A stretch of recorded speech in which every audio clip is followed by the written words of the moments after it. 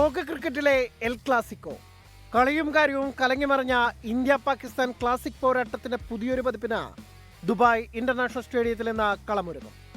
ആദ്യ മത്സരം ജയിച്ചാണ് ഏഷ്യ കപ്പിലെ ഇരുവരുടെയും തുടക്കം.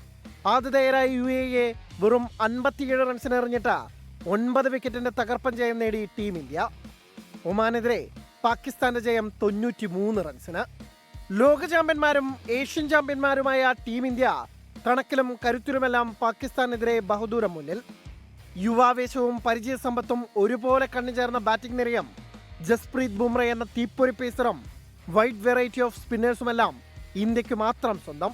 ക്യാപ്റ്റൻ സൽമാൻ അലി ആഗയും മുഹമ്മദ് ഹാരിസും നയിക്കുന്ന ബാറ്റിംഗ് നിരയിലും ഷഹീൻ ഷാഫ്രീദി, ഹാരിസ് റൌഫ് പേസ് ജോഡിയിലുമാണ് പാകിസ്ഥാന്റെ പ്രതീക്ഷകൾ.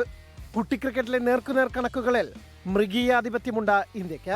13 മത്സരങ്ങളിൽ 10ലും ജയം. പഹൽഗാം ഭീകരാക്രമണത്തിന്റെ പശ്ചാത്തലത്തിൽ ബോയ്ക്കോട്ട് ആഹ്വാനങ്ങൾക്കിടയിലാണ് മത്സരം. എത്രയൊക്കെ വെറുമൊരു മത്സരമെന്ന് പറഞ്ഞാലും ഇരു ടീമിനെ സംബന്ധിച്ചിടത്തോളവും ഇത് വൈകാരികവും അഭിമാന പോരാട്ടവും.